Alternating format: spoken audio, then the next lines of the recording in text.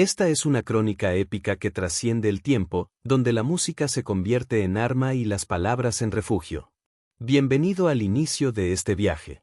El canto de las edades, crónicas del arpa y el trono. El eco en las colinas de Belén. La historia no comienza en un templo de oro, sino en el aroma a tierra seca y lana de las colinas de Judea. Imagina a un joven, apenas un muchacho, con las manos endurecidas por el cayado de pastor pero con el alma afinada como la cuerda de un laúd. Su nombre es David. Mientras el resto del mundo se pierde en guerras de bronce y conquistas de imperios, David se sienta bajo un terebinto. Frente a él, el abismo de la noche, sobre él, un tapiz de estrellas que parecen latir al ritmo de su corazón. Él no solo ve luces en el cielo, él ve la gloria de un creador escrita en el cosmos. Él toma su arpa. No es un instrumento de concierto, es un confidente. Sus dedos rozan las cuerdas y nace el primer susurro de lo que miles de años después llamaríamos el Salmo 19. Los cielos cuentan la gloria de Dios, murmura, y su voz se pierde en el viento. Pero este no es un momento de paz eterna, es el preludio de una tormenta. David sabe que su música tiene poder. No solo calma a las ovejas, sino que pronto será lo único capaz de ahuyentar a los demonios que atormentan la mente del rey Saúl. La música se está convirtiendo en un puente entre lo invisible y lo humano, una conexión eléctrica que une el lamento del hombre con el oído del infinito. Sin embargo, mientras las últimas notas de su canción mueren en el aire de la noche, una sombra alargada se proyecta sobre el pasto. No es una sombra amiga. El joven pastor siente un escalofrío. La inspiración de los salmos no nacerá solo de la belleza, sino del peligro mortal, de la persecución y del lamento en las cuevas más profundas de la tierra. La paz de la colina está a punto de romperse, porque para que existan los salmos de victoria, primero debe comenzar el viento de la persecución. El rugido en la cueva de Adulam. Años después, aquel pastor de mirada clara ya no contempla estrellas por placer. Ahora es un fugitivo. El brillo del arpa ha sido sustituido por el reflejo del acero. David se encuentra escondido en las entrañas de la tierra, en la cueva de Adulam, mientras los ejércitos del rey Saúl, el hombre al que una vez sirvió con su música, patrullan el exterior con órdenes de matarlo. El silencio de la cueva es pesado, interrumpido solo por el goteo del agua sobre la piedra. David no está solo, a su alrededor se agrupan 400 hombres desposeídos, amargados y en deuda. En la oscuridad, el miedo es una fiera que devora la esperanza. Es aquí donde la épica de los salmos da un giro oscuro y humano. David no busca una rima elegante. Busca sobrevivir. Sus manos, que ahora saben empuñar la espada, vuelven a buscar la madera del arpa. En este lugar de desesperación, nace el Salmo 57. No es una canción de cuna, es un grito de guerra espiritual. Ten misericordia de mí, oh Dios. Porque en ti ha confiado mi alma, bajo la sombra de tus alas me ampararé hasta que pasen los quebrantos. Mientras canta, el miedo de sus hombres comienza a transformarse en una resolución de hierro. La cueva ya no es una tumba, es un santuario. La música de David actúa como un escudo invisible, cada acorde es una barricada contra el pánico. Los salmos se convierten en la banda sonora de la resistencia. Pero el peligro no ha pasado. Afuera, el sonido de las sandalias de los soldados romanos y los mercenarios de Saúl resuena contra las rocas. David guarda silencio, aprieta su instrumento contra el pecho y cierra los ojos. Sabe que la verdadera prueba no es solo mantenerse con vida, sino mantener el alma limpia mientras el mundo intenta corromperla con odio. La tensión en la cueva es casi insoportable. Justo cuando una antorcha enemiga ilumina la entrada de su escondite, David comprende que para vencer a la muerte, debe aprender a caminar a través de ella, no como un guerrero que ignora el miedo, sino como un hijo que confía en su padre. El valle de la sombra de muerte. La antorcha del soldado pasa de largo, perdiéndose en la neblina del desfiladero. David exhala un suspiro que parece contener siglos de angustia. Pero el alivio es breve. La vida de un fugitivo es un desierto constante, y es en este paisaje desolador donde nace el poema más famoso de la historia humana, el Salmo 23. Imagina la escena, el sol de Judea cae implacable sobre la arena. David camina por un cañón profundo donde las paredes de roca son tan altas que bloquean la luz del mediodía, creando una penumbra eterna. Es el valle de la sombra de muerte. Aquí, Los lobos acechan y los pasos resuenan con un eco inquietante. Pero David ya no tiembla. Sus dedos, aún marcados por el polvo de la cueva, trazan una melodía de una serenidad sobrenatural. Jehová es mi pastor, nada me faltará. En medio de la escasez, habla de pastos verdes, en medio de la guerra, habla de aguas de reposo. La épica aquí no es de espadas chocando, sino de una victoria interior. David entiende que su verdadera corona no será de oro, sino de una paz que el mundo no puede entender. Los salmos se transforman, dejan de ser solo ruegos de auxilio para convertirse en declaraciones de soberanía. Aunque ande en valle de sombra de muerte, no temeré mal alguno. Sus hombres, al escucharlo, dejan de ser una banda de marginados para convertirse en un ejército con propósito. La música ha ungido sus corazones. Sin embargo, la historia de los salmos no se detiene en la soledad del desierto. El eco de estas canciones está a punto de viajar desde las cuevas polvorientas hasta los muros de mármol de una ciudad que David aún no ha conquistado. El pastor está listo para reclamar su trono, pero el poder trae consigo tentaciones más peligrosas que las espadas de Saúl. El hombre que compuso himnos a la luz está a punto de enfrentarse a su propia oscuridad interna. La corona rota y el sacrificio del corazón. Los años han pasado. David ya no huye por las cuevas, ahora se sienta en un trono de cedro en la ciudad de Jerusalén. Es el rey. El hombre más poderoso de la tierra. Pero el poder, a veces, es más pesado que las cadenas de un prisionero.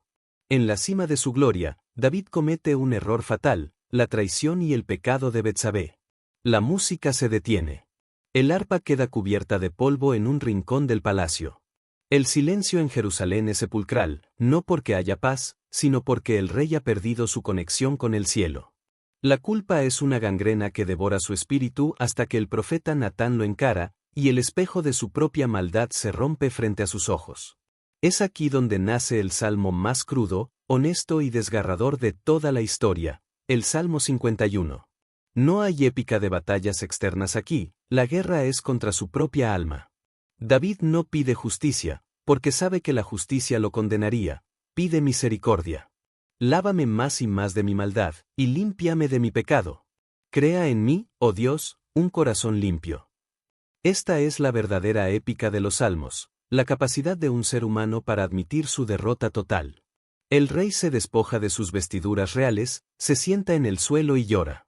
Sus lágrimas mojan el pergamino donde escribe que el sacrificio que Dios realmente desea no es la sangre de animales, sino un espíritu quebrantado. La música vuelve a sonar, pero ha cambiado. Ya no tiene la alegría del pastor ni la furia del guerrero, ahora tiene la profundidad del que ha sido perdonado. Los salmos se convierten en el manual de redención para toda la humanidad. Sin embargo, el perdón no borra las consecuencias. La rebelión se está gestando dentro de su propia casa. Su propio hijo, Absalón, está levantando un ejército para arrebatarle el trono. David debe huir de nuevo, pero esta vez no es un joven inocente, sino un padre con el corazón destrozado. Mientras cruza el arroyo de Cedrón, David mira hacia atrás y ve su ciudad en llamas. La música de su arpa debe prepararse para el lamento final. El llanto del Cedrón y el retorno al desierto. La traición de un enemigo se puede soportar, pero la traición de un hijo es una espada que atraviesa el alma. Absalón, su primogénito, ha robado el corazón del pueblo y ahora marcha hacia Jerusalén con sed de sangre. David, envejecido y descalzo, sube el monte de los olivos llorando, con la cabeza cubierta en señal de duelo. En este exilio amargo, donde el polvo del camino se mezcla con sus lágrimas, nace el Salmo 3. A pesar de que miles se levantan contra él, a pesar de que sus enemigos dicen, no hay para él salvación en Dios, David hace algo asombroso. En medio de la huida, se detiene, toma su instrumento y canta una verdad que sacude los cimientos del miedo. Mas tú, Jehová, eres escudo alrededor de mí, mi gloria, y el que levanta mi cabeza. Esta es la épica de la resiliencia. Los salmos aquí dejan de ser solo canciones de un individuo para convertirse en el refugio de un pueblo que sufre. David comprende que su trono no dependía de un palacio de piedra, sino de la protección invisible del Altísimo. La noche cae sobre el campamento de los fugitivos. David se acuesta en la tierra dura, rodeado de peligros, y escribe, yo me acosté y dormí, y desperté, porque Jehová me sustentaba. Es una paz desafiante, una calma que insulta a la tormenta. Pero la guerra civil es inminente. El bosque de Efraín espera para una batalla sangrienta donde el destino de Israel se decidirá entre flechas y gritos. David sabe que el resultado será agridulce: si gana, perderá a su hijo; si pierde, morirá su pueblo. Mientras los generales preparan las estrategias, David se retira a la tienda de campaña. Su música está a punto de elevarse a un nivel nuevo, un nivel que ya no solo habla de él, sino que empieza a profetizar sobre un rey futuro, uno que sufrirá mucho más que él. La visión del rey sufriente. En la quietud de la noche previa a la batalla, las cuerdas del arpa de David vibran con una frecuencia distinta. No es solo su voz la que suena, es como si los siglos se doblaran y el tiempo se hiciera transparente. David, el rey terrenal, comienza a ver la sombra de un Mesías. Sus dedos se mueven frenéticamente. Ya no canta sobre su persecución por Saúl o Absalón. Sus palabras se vuelven oscuras, profundas y aterradoras. Está escribiendo el Salmo 22. De repente, David ya no está en una tienda de campaña. En su visión, se encuentra en una colina calva, rodeado de enemigos que se reparten sus ropas y se burlan de su agonía. Dios mío, ¿por qué me has desamparado? El ejército de Absalón es real, pero David percibe una batalla mucho más grande, la lucha por la redención de la humanidad. En este estado de trance profético, describe detalles que él nunca ha vivido: manos y pies horadados, una sed abrasadora, el sorteo de una túnica. Los salmos se han convertido en un mapa del futuro, un puente de 1000 años que conecta el Antiguo Testamento con un evento que cambiará el cosmos. Pero la visión no termina en el dolor. Las cuerdas del arpa suben de tono, volviéndose gloriosas. Del lamento del Salmo 22, David salta a la exaltación del Salmo 110. Ve a este rey futuro sentado a la diestra de la majestad, un sacerdote eterno según el orden de Melquisedec. El miedo a la batalla de mañana se disipa. David comprende que él es solo un eslabón en una cadena de gloria. Sus poemas son ahora oráculos. La música se vuelve tan potente que el aire parece cargado de electricidad. Sin embargo, el amanecer llega con el sonido de los cuernos de guerra. La visión termina y la realidad golpea. El bosque de Efraín está listo para la masacre. David debe dar la orden de ataque, sabiendo que el precio de la paz será la sangre de su propia estirpe. La música del arpa se apaga para dar paso al estruendo de los escudos, pero el eco de sus profecías ya ha quedado sellado en el tiempo. El estruendo en Efraín y el silencio de la victoria. El bosque de Efraín no es un lugar de belleza, es una trampa de madera y sombra. Miles de hombres chocan bajo la espesura de los robles. Los gritos de guerra ahogan cualquier melodía. David, el rey que una vez fue el dulce cantor de Israel, espera tras los muros de la ciudad de Mahanaim con el corazón pendiendo de un hilo. Su orden fue clara y desesperada: tratadme benignamente al joven Absalón. Pero la guerra no tiene piedad de los sentimientos de un padre. Absalón, en su huida, queda atrapado por sus largos cabellos en las ramas de un gran encino. Queda suspendido entre el cielo y la tierra, indefenso. Joab, el general de David, no duda. 3 dardos atraviesan el corazón del príncipe rebelde. Cuando la noticia llega a David, no hay fanfarrias de victoria. No hay salmos de triunfo militar. El rey sube a la sala que está sobre la puerta y llora con un grito que atraviesa los siglos: hijo mío Absalón, hijo mío Absalón. ¿Quién me diera que muriera yo en tu lugar? La épica aquí se vuelve tragedia pura. Los salmos que nacen de este periodo son oscuros, cargados de la conciencia de que el pecado personal ha causado una catástrofe familiar. Es el momento en que David comprende que el reino de Dios no se establece con la fuerza del brazo, sino con la justicia y el sacrificio. La victoria es amarga como la hiel. El pueblo regresa en silencio, como si hubieran sido derrotados en lugar de ganar. El arpa de David vuelve a sonar, pero esta vez con una nota baja, una vibración que busca consuelo en la soberanía de Dios sobre el caos humano. Comienza a componer lo que será el cierre de su vida, entendiendo que su tiempo como protagonista está terminando. El anciano rey mira sus manos. Ya no pueden sostener la espada con firmeza, y las cuerdas del arpa se sienten más pesadas. Es hora de pasar la antorcha. Pero antes de morir, David debe organizar el coro más grande que el mundo haya visto jamás, para que los salmos no mueran con él. La escena se traslada de las cuevas y los bosques al futuro emplazamiento del gran templo. La Sinfonía de los Levitas.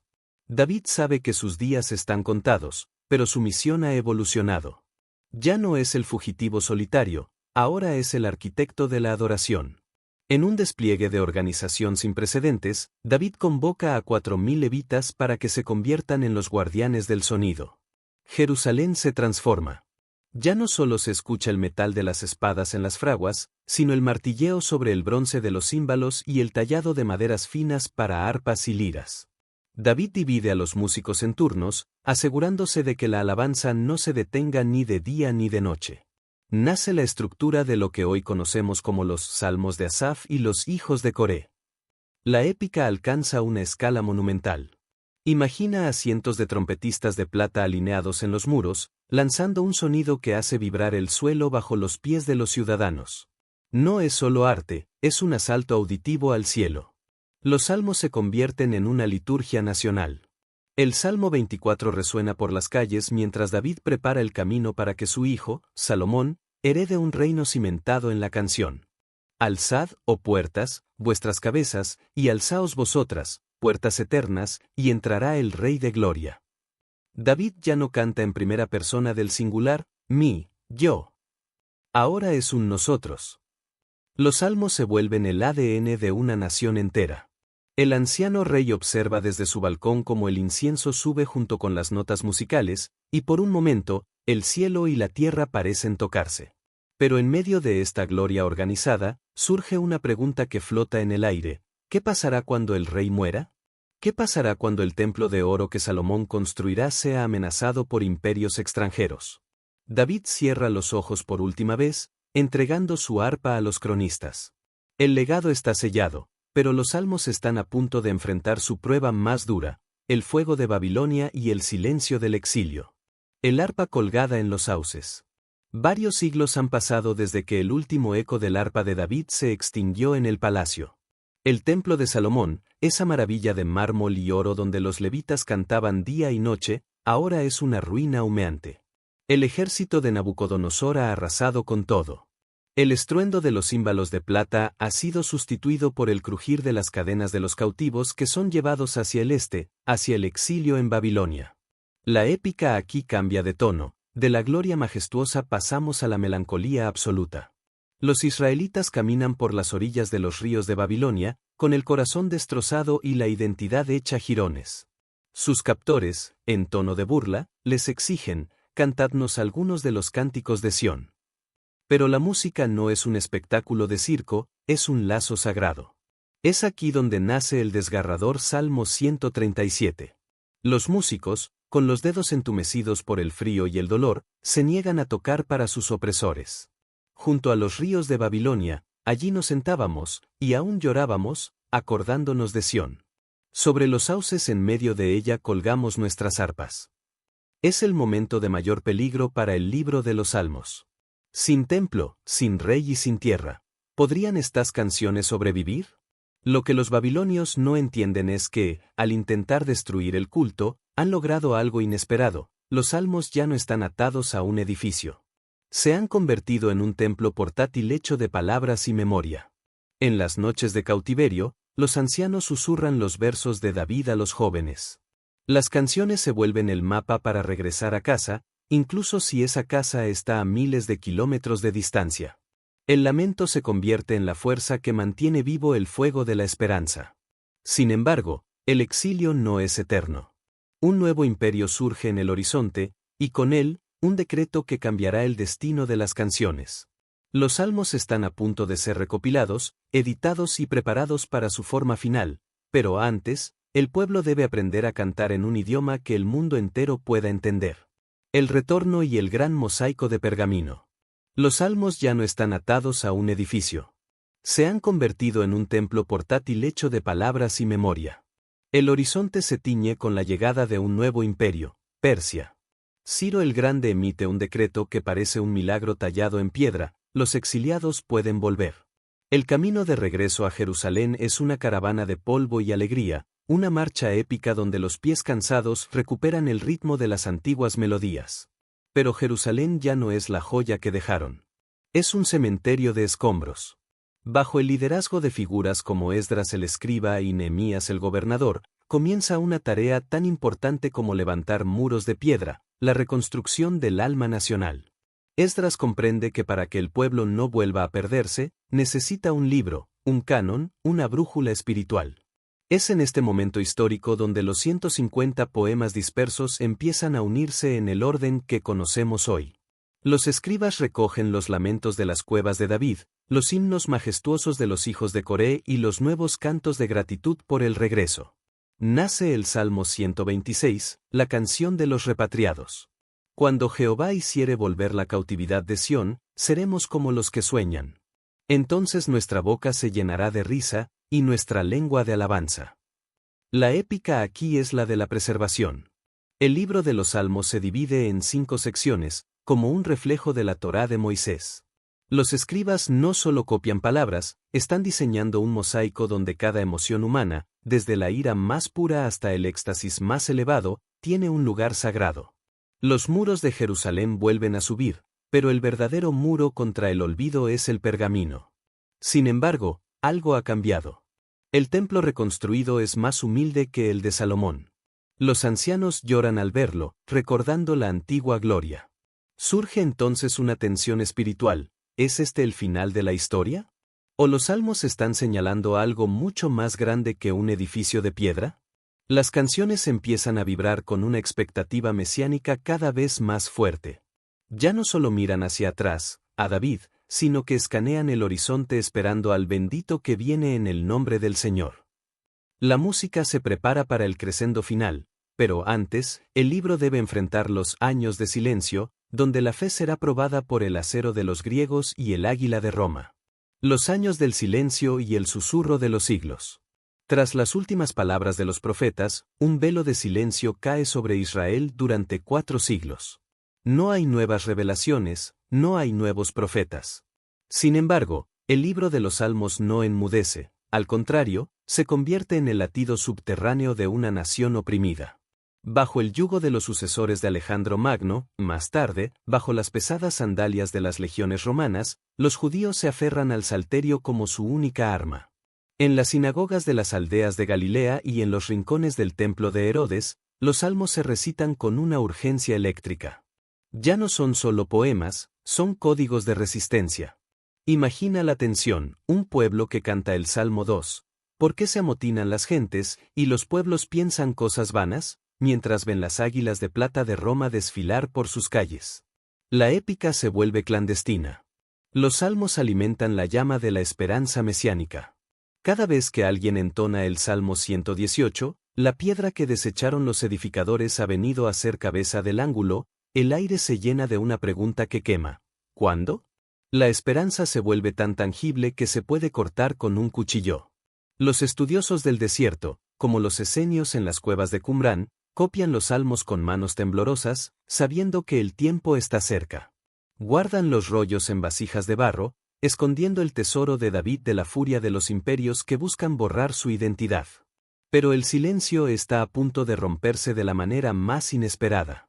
No será con un terremoto ni con el estruendo de un ejército libertador. En una pequeña aldea llamada Belén, el mismo lugar donde David cuidaba sus ovejas 1000 años atrás, el eco de los salmos está a punto de transformarse de tinta y pergamino en carne y sangre. Las canciones de ascenso están llegando a su destino final. La encarnación del verso. La historia ha cerrado un círculo perfecto. Volvemos a las mismas colinas de Belén donde David, siendo un muchacho, compuso sus primeras melodías. Pero esta vez, el cielo no solo cuenta la gloria de Dios, el cielo se abre de par en par. La épica alcanza su punto de ebullición cuando los ángeles descienden para anunciar que el Hijo de David, el protagonista oculto de todos los salmos, ha nacido. Los salmos dejan de ser profecías lejanas para convertirse en la biografía de un hombre. A medida que Jesús de Nazaret crece, los salmos son su lenguaje cotidiano.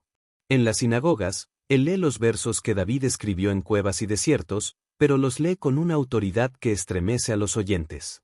Cuando Jesús camina sobre las aguas, el Salmo 89, tú tienes dominio sobre la braveza del mar, se vuelve realidad física. Cuando sana a los quebrantados de corazón, el Salmo 147 cobra vida ante los ojos del pueblo. Pero la verdadera prueba de fuego ocurre en la ciudad santa. Durante la Pascua, mientras las multitudes cantan los salmos de ascenso, del 120 al 134, subiendo al templo, no saben que están escoltando al verdadero sacrificio. La tensión entre la música y la realidad llega a su clímax en la última cena. El Evangelio registra un detalle épico y sutil, y cuando hubieron cantado el himno, salieron al monte de los olivos. Ese himno era el Ayel, Salmo 113 al 118. Jesús, sabiendo que se dirigía a la cruz, cantó con sus discípulos el Salmo 118, no moriré, sino que viviré, y contaré las obras de Jehová. La música de David se convierte en el escudo de Jesús mientras entra en la noche más oscura de la humanidad. El arpa de Belén ha sido sustituida por el peso de un madero, y las palabras que una vez fueron tinta en un pergamino, ahora están a punto de ser gritadas desde una cruz, conectando el Antiguo Testamento con la eternidad de una manera que nadie imaginó. El Salmo en el madero. El mediodía se convierte en medianoche sobre el monte Gólgota. La épica de los Salmos llega a su momento más crudo y trascendental. Aquí, la poesía de David se desprende de la belleza literaria para convertirse en sangre y agonía. Jesús, suspendido entre el cielo y la tierra, no usa palabras nuevas para expresar lo inexpresable, usa el cancionero de su antepasado. Cuando el dolor físico y el peso espiritual llegan a su cenit, un grito rasga el aire: Elí, Elí, lama sabactani. Es el inicio del Salmo 22. Al citar el primer verso, Jesús está reclamando toda la profecía: los soldados que echan suerte sobre sus ropas, la sed que le seca la garganta como un tiesto, y la soledad de ser rodeado por toros de Basán. Pero la épica no es solo el sufrimiento, es la fidelidad absoluta. En su último aliento, Jesús vuelve a los salmos para entregar su espíritu. No usa un grito de derrota, sino las palabras del Salmo 31, 5, en tu mano encomiendo mi espíritu. El Salterio, que nació en las noches de miedo de David, se convierte en el puente seguro por el cual el Hijo regresa al Padre, derrotando al silencio de la tumba. La muerte cree haber silenciado la música para siempre. El templo se estremece y el velo se rasga, como si las cuerdas de una arpa cósmica se hubieran roto bajo una tensión infinita. Por 3 días, el mundo contiene la respiración. Los salmos de lamento parecen ser los únicos que quedan en pie. Sin embargo, el Salmo 16 latía en la oscuridad del sepulcro como una promesa olvidada: no dejarás mi alma en el Seol, ni permitirás que tu santo vea corrupción. La piedra está a punto de rodar, y cuando lo haga, los salmos de victoria ya no serán solo esperanzas poéticas, sino hechos históricos que sacudirán los cimientos de Roma y del mundo entero. La música está a punto de volverse invencible. El fuego de Pentecostés y la canción global. La piedra rodó, la tumba quedó vacía y el Salmo 16 se cumplió con un estallido de luz. Pero la épica no termina con la resurrección, apenas comienza su fase más explosiva. 50 días después, en un aposento alto en Jerusalén, el viento del Espíritu desciende como fuego. ¿Y qué es lo primero que sale de la boca de los apóstoles? Los salmos. Pedro se pone en pie ante la multitud y no usa un discurso político, sino que desenfunda el Salmo 110 y el Salmo 16. Explica que David, el rey poeta, no hablaba solo de sí mismo, sino que era un profeta que veía a través de los siglos. Los salmos se convierten en el combustible de la iglesia primitiva. La música de David rompe las fronteras de Israel. Las canciones que antes solo se escuchaban en las colinas de Judea ahora resuenan en las catacumbas de Roma, en los mercados de Efeso y en las prisiones de Filipos. Los cristianos, enfrentando a los leones en el Coliseo, entonan el Salmo 46, Dios es nuestro amparo y fortaleza, nuestro pronto auxilio en las tribulaciones. La épica aquí es la universalidad. El arpa de David ha sido sustituida por millones de voces humanas en todos los idiomas conocidos. Los salmos se convierten en el libro de texto de la humanidad. El que sufre encuentra el Salmo 88. El que triunfa canta el Salmo 103. El que busca justicia recita el Salmo 82. El libro se ha convertido en un río imparable que atraviesa la historia, civilizando imperios bárbaros, inspirando a artistas como Miguel Ángel y Bach, y dando voz a los que no la tienen. Las notas que David pulsó en la oscuridad de su cueva ahora iluminan el mundo entero. Sin embargo, la partitura aún no está terminada. Hay una nota final, una resolución que David vislumbró y que los profetas prometieron. Los salmos están a punto de converger en un solo grito de triunfo que marcará el fin de la historia tal como la conocemos y el inicio de una eternidad sin llanto. El gran aleluya y la eternidad del verso. Llegamos al final del viaje, donde el tiempo se dobla sobre sí mismo. La épica de los salmos no termina con un punto final en un pergamino, sino con una explosión de sonido que los profetas llamaron el Cántico Nuevo. La historia que comenzó con un pastor solitario bajo las estrellas de Belén culmina con un coro de todas las naciones, lenguas y épocas. El libro de los Salmos termina con un crescendo deliberado. Los últimos 5 salmos, del 146 al 150, son conocidos como los Salmos del Aleluya. No hay más lamentos, no más quejas, no más enemigos persiguiendo al justo en las cuevas. El dolor del Salmo 22 y el arrepentimiento del Salmo 51 han sido absorbidos por una alegría que no tiene fin. En el Salmo 150, el gran final, David, y todos los autores que le siguieron, convoca a todo lo que respira. Ya no es solo el arpa de madera, es la trompeta, el salterio, el arpa, el pandero, la flauta, las cuerdas y los címbalos de júbilo. Es una sinfonía cósmica donde la creación entera reconoce a su Rey.